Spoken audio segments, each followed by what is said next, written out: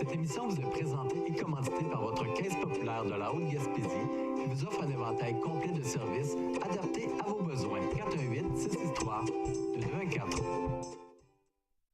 Bonsoir tout le monde, bonsoir aux gens dans l'assistance dans la salle du conseil municipal, bonsoir aux gens qui nous écoutent via la télévision Haute-Gaspésie. Bienvenue à la séance du conseil municipal de la ville de Sainte-Anne-des-Monts, séance de février 2019. Avant de procéder à l'adoption de l'ordre du jour, j'ai appris ce matin le décès de Mme Lisette Desrosiers-Leclerc. Tout le monde connaît plutôt sur le nom de Lisette Leclerc. Alors, Mme Lisette a été conseillère municipale ici à la ville de Sainte-Anne-des-Monts. A travaillé longtemps aussi pour le député Charles-Eugène Marin. Femme impliquée beaucoup dans sa communauté, qui a contribué dans notre population, entre autres au centre de ski, bien sûr. Tout le monde replace Mme Lisette au centre de plein air.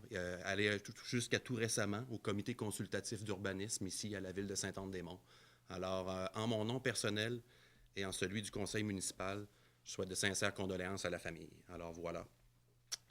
Nous allons maintenant en deux avec l'adoption de l'ordre du jour tel que présenté. Quelqu'un propose? Simon Pelletier. Ça nous amène maintenant au point 3, adoption des procès-verbaux. Nous allons les faire les deux en même temps, 3.1 et 3.2, donc soit l'adoption du procès-verbal de la séance ordinaire du 14 janvier 2019, ainsi que l'adoption du procès-verbal de la séance extraordinaire du 22 janvier 2019. Nous les avons lus, sont conformes à la prise de décision du conseil. Alors, quelqu'un en fait la proposition. 3.1, ça va être Charles. Charles Soucy, oui. 3.2, Ariane. Excellent. En 4, en point d'information, nous allons avoir un petit topo de qu'est-ce qui pourrait ressembler notre semaine de relâche cette année. Vous vous rappelez, l'an passé, on a bonifié un peu l'offre qui était offerte sur le territoire, de mieux publiciser aussi d'autres organisations qui font des activités en lien avec la semaine de relâche. Alors, il y a eu un comité de mise sur pied cette année. On a commencé plus tôt à travailler que l'an passé. Alors, je vais laisser peut-être Ariane Lévesque faire un peu de pouce là-dessus. Oui, bonjour. Donc, encore cette année, pour la semaine de relâche, on va débuter cette année avec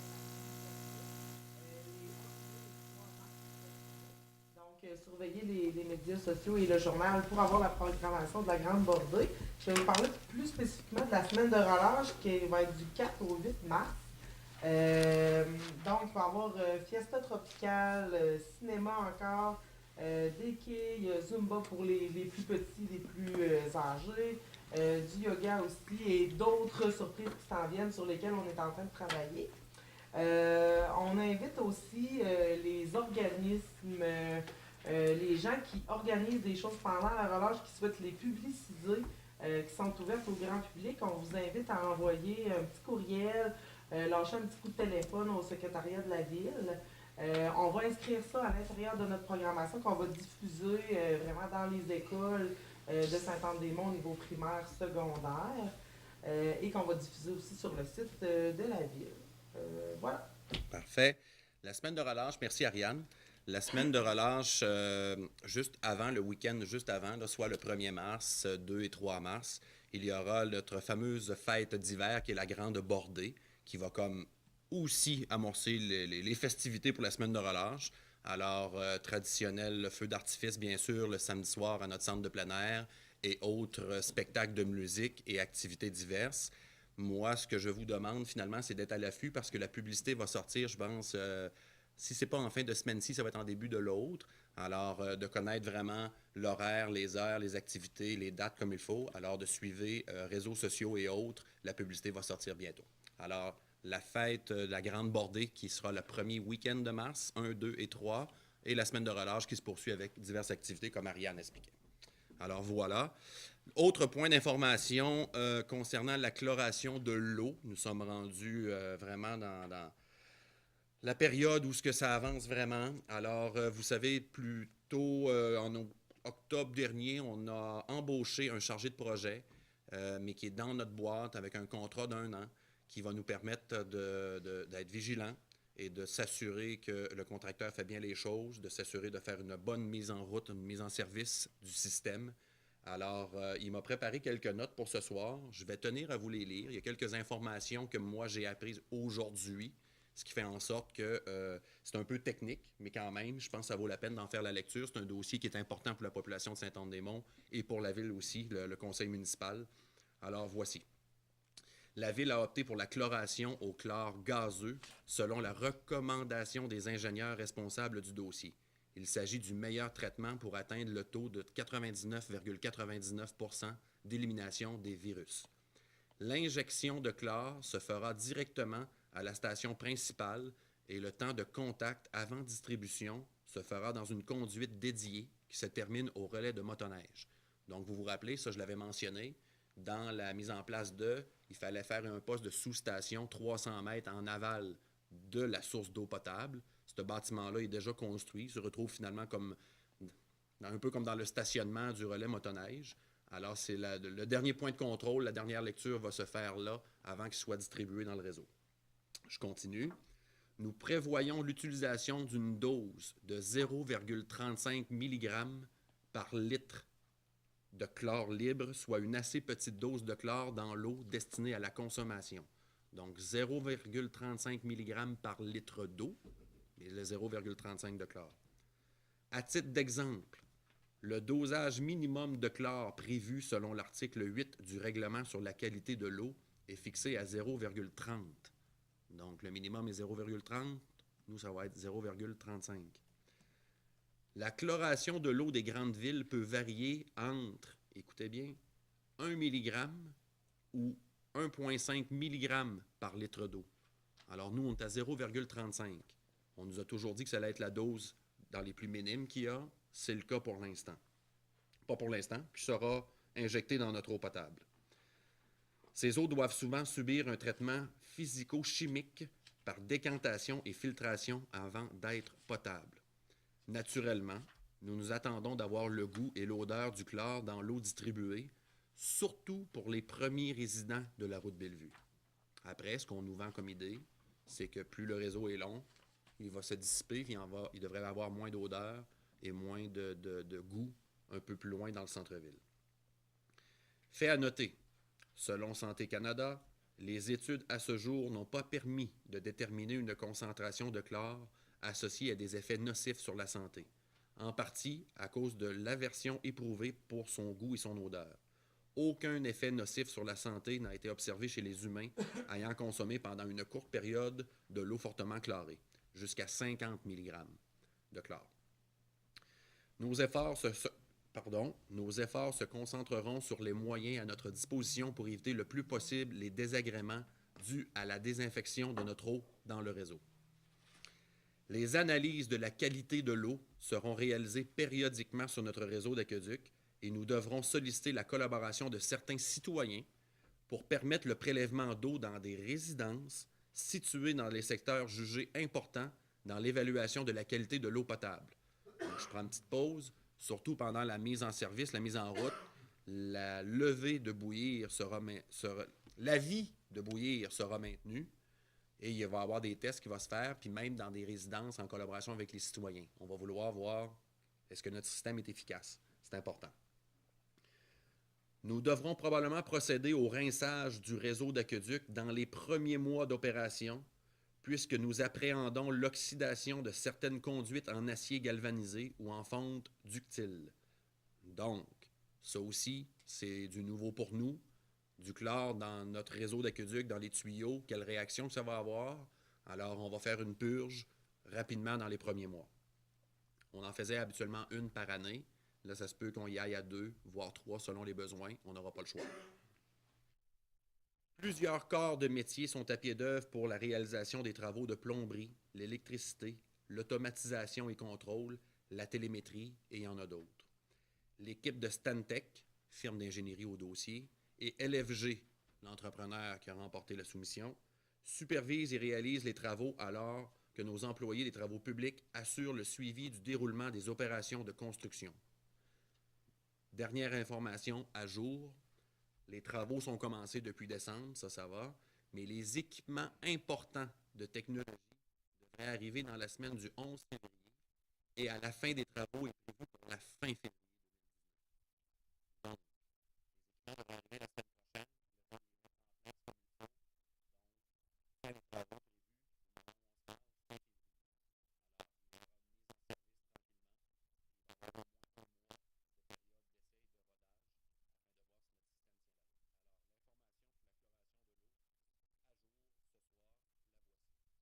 Je vous rappelle que ce n'est pas une idée du conseil municipal de la ville de Saint-Anne-des-Monts qui a eu l'idée de chlorer l'eau. On s'entend tout de suite là-dessus.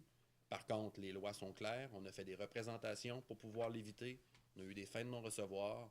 On va de l'avant. Je pense que la population, les citoyens ont assez patienté. C'est le temps qu'on retrouve aussi de l'eau potable dans nos foyers. Alors voilà. Dernier point d'information, bibliothèque, Maison de la culture. L'appel d'offres est maintenant sur le système électronique d'appel d'offres du Québec depuis vendredi.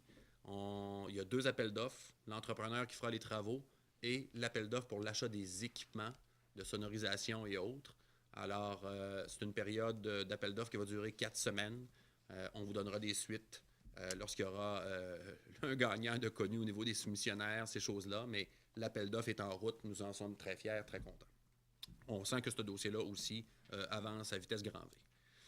Alors voilà pour les points d'information, ce qui nous amène à la portion administration pour 5.1, Programme général d'aide financière, inondation du 5 au 7 avril 2017, Vincent Blanchette-Durand. Alors voilà, c'est quelqu'un, je ne bougeais pas, parce que j'ai ouvert un... Alors voilà, Monsieur Vincent Blanchette-Durand est propriétaire d'un immeuble sur la Première Avenue. Il y a eu un sinistre. Alors, il a reçu l'autorisation du ministère de la Sécurité publique pour être exproprié. Et dans la procédure du ministère de la Sécurité publique, je vais le lire, il doit céder son terrain à la municipalité pour la somme nominale de 1 $ en contrepartie d'une aide financière égale à la valeur de l'évaluation municipale uniformisée du terrain en vigueur au moment du sinistre.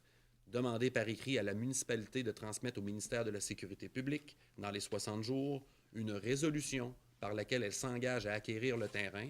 Donc, la ville, on s'engage à prendre le terrain, puis à modifier sa réglementation applicable de façon à interdire toute construction ou infrastructure sur ce terrain tant que subsistera un danger pour la sécurité des personnes. Alors voilà, dans la procédure pour aider notre citoyen, nous devons prendre le terrain pour 1 $. C'est ce que nous faisons ce soir. Quelqu'un propose? Jacques Létourneau. 5.2, Sécurité civile, demande d'aide financière au volet 2. Donc, un petit programme avec quelques sous dans lequel on peut se qualifier et aller chercher de l'argent. On parle d'une demande de 10 000 $. Il faut mettre une mise de fonds de 2 000 $. Donc, nous allons bâtir un petit projet de 12 000 qui, au net, nous en coûte 2 et servira essentiellement. C'est un programme au niveau de la sécurité civile. Alors, on ne peut pas faire ce qu'on veut avec cet argent-là. Le souhait, c'est d'essayer de se doter d'une génératrice à notre caserne de pompiers qui nous coûterait 2 000 au lieu des 12 000 au niveau que ça pourrait valoir. Alors, c'est seulement l'autorisation de faire une demande dans le cadre de la subvention volet 2 du ministère de la Sécurité civile. Alors, quelqu'un propose? Marc Portelance. 5.3, vente d'une parcelle du lot 4 883 772 à M. Jean-Luc Robitaille. C'est un terrain qui appartient à la ville, bien sûr, qui se situe coin Grand-Duc-Bellevue. C'est exactement ça. Alors, pour compléter un peu comme la résidence de M. Robitaille, il y a une grande parcelle là en pente inutilisée.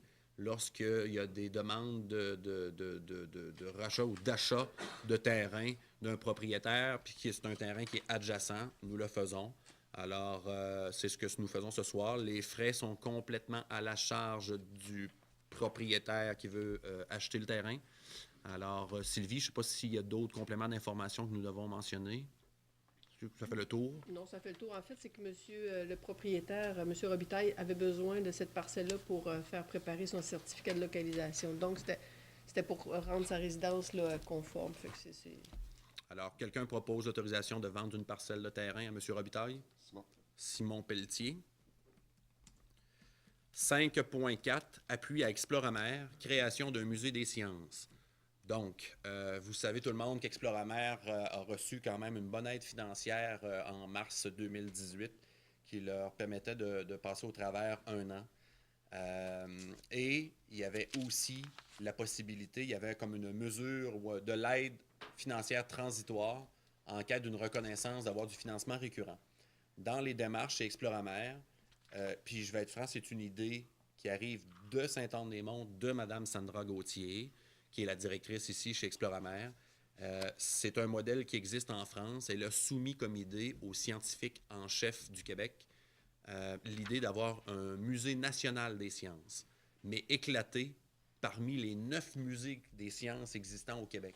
Ce qui fait que chaque musée, les 9 des sciences du Québec, pourrait avoir une branche du musée national. Et à ce moment-là, le Exploramer, musée scientifique ici, pourra obtenir du financement récurrent en lien avec cette branche-là, qui pourrait arranger bien des casse-têtes à la direction d'Exploramer au niveau du financement récurrent. Alors, c'est une résolution d'appui dans les démarches de l'implantation d'un musée national des sciences au Québec. Quelqu'un propose? Ariane Lévesque. 5.5, nous avons une résolution ici d'appui de reconnaître les journées de la persévérance scolaire du 11 au 15 février prochain. Alors, c'est un peu pour cela qu'on porte le ruban vert aujourd'hui. J'en ai distribué quelques-uns dans la salle ce soir. Alors, on vous demande d'être pas vigilant, mais de reconnaître la semaine prochaine qu'il est important de souligner l'effort pour lutter contre le décrochage scolaire. Alors, considérant que les journées de la persévérance scolaire se tiendront à nouveau cette année simultanément dans toutes les régions du Québec et qu'un nombre important de municipalités appuieront elles aussi cet événement, il est proposé d'appuyer et de passer la résolution de déclarer la semaine du 11 au 15 février 2019 comme étant les journées de la persévérance scolaire dans notre municipalité, d'appuyer Complice, Persévérance scolaire Gaspésie-les-Îles et l'ensemble des partenaires mobilisés autour de la lutte au décrochage, dont les acteurs des milieux de l'éducation, de la politique, du développement régional, de la santé, de la recherche, du communautaire, de la petite enfance, des médias et des affaires, afin de faire de la Gaspésie-Île-de-la-Madeleine une région qui valorise l'éducation comme un véritable levier de développement pour ses communautés. Alors voilà, quelqu'un en fait la proposition. Ariane Lévesque. 5.6, programme de soutien aux actions favorisant les saines habitudes de vie, secrétariat aux aînés du ministère Santé et Services sociaux.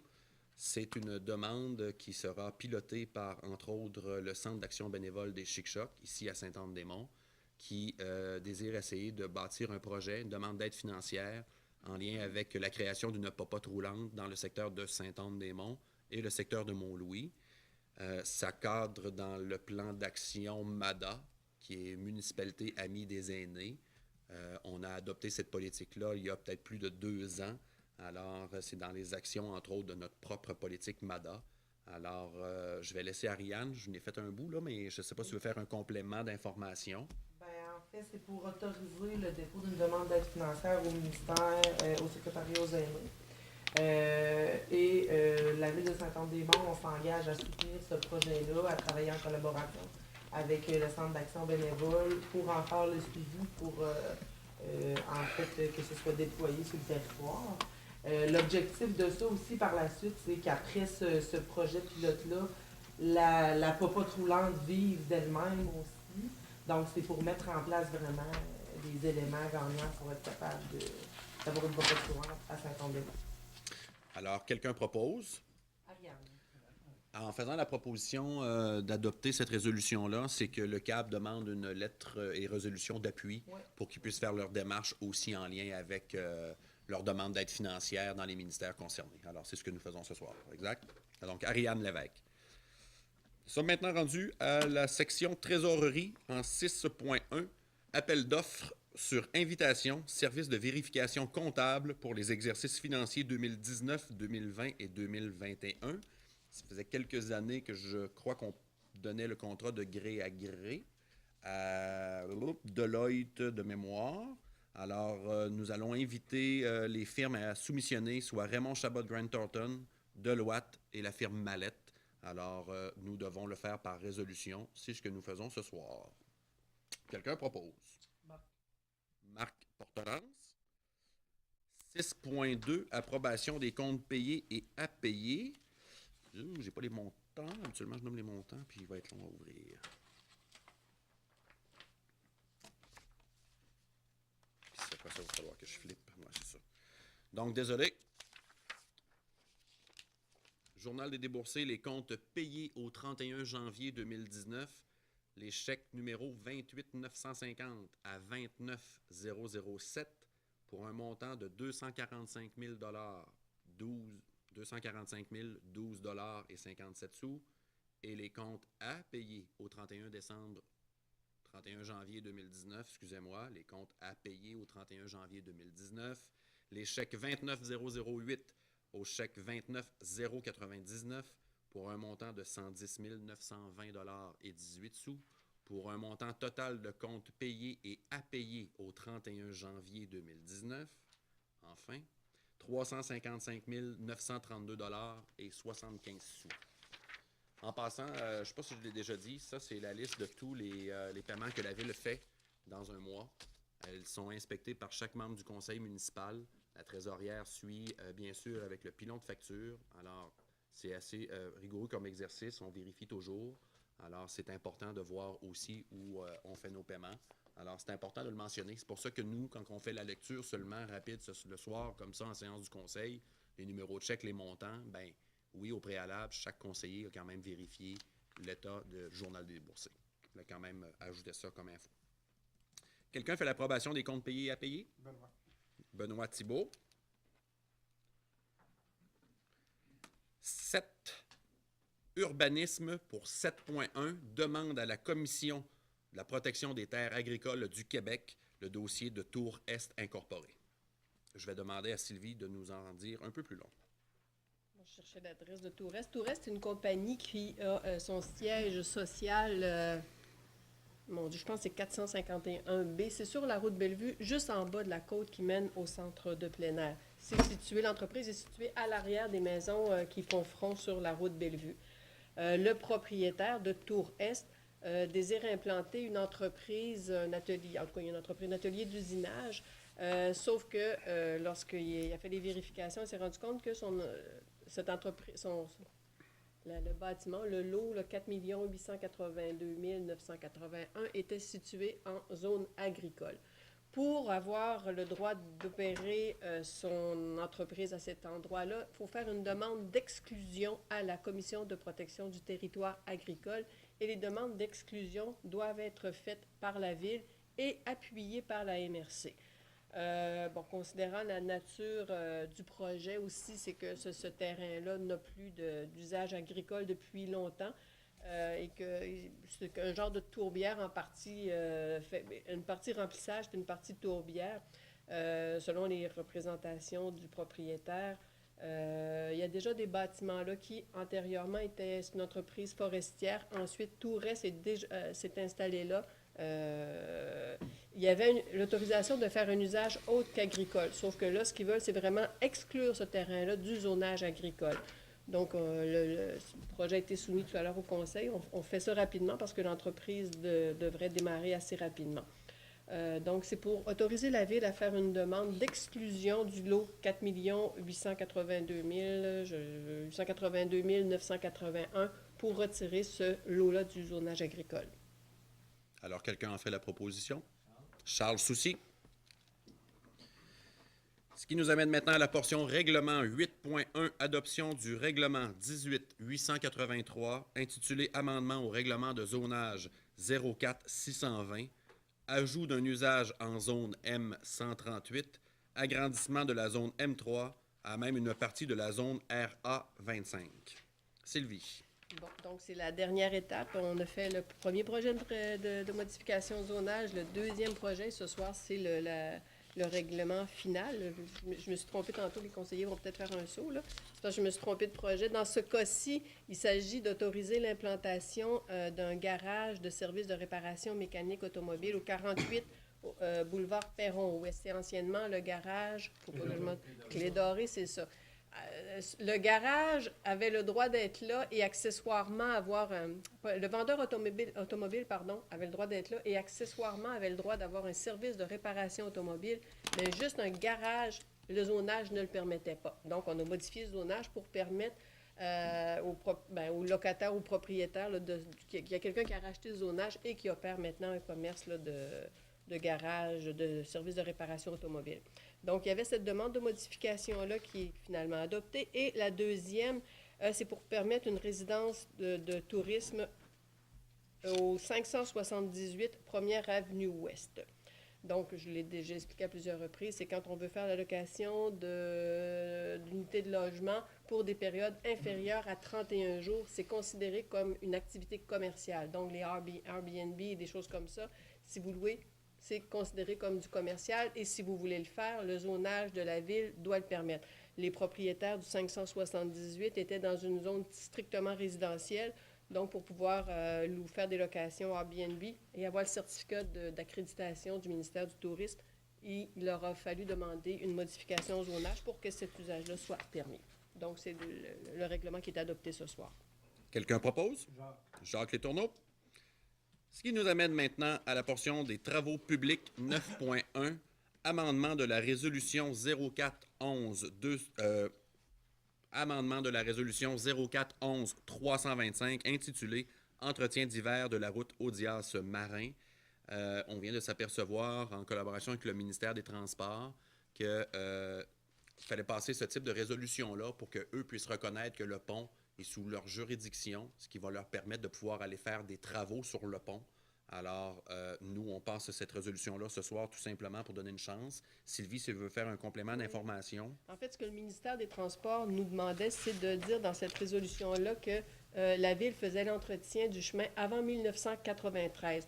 Pourquoi 1993? La loi sur la voirie a été adoptée en 92 et tous les chemins qui étaient entretenus par le ministère des Transports, les chemins de colonisation, on s'entend, les chemins de colonisation qui étaient entretenus par le ministère des Transports et par les municipalités, tombaient automatiquement propriété de la Ville.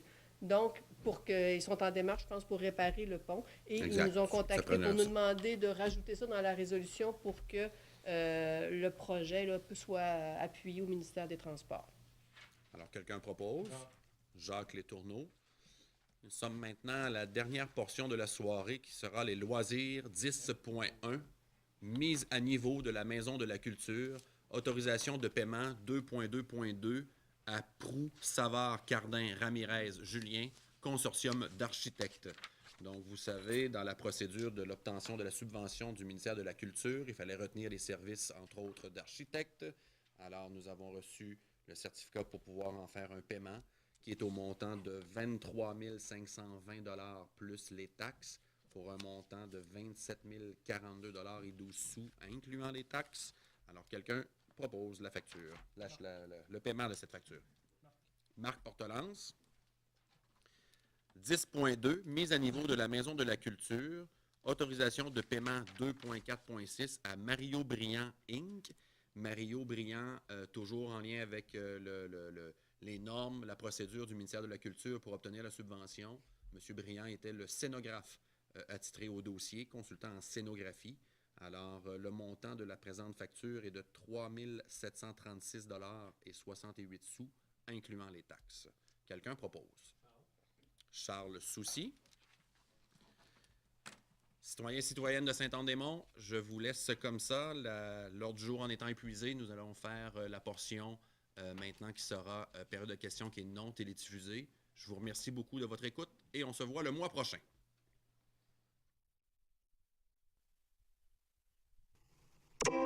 Cette émission vous est présentée et commanditée par votre Caisse populaire de la Haute-Gaspésie qui vous offre un éventail complet de services adaptés à vos besoins. 418-663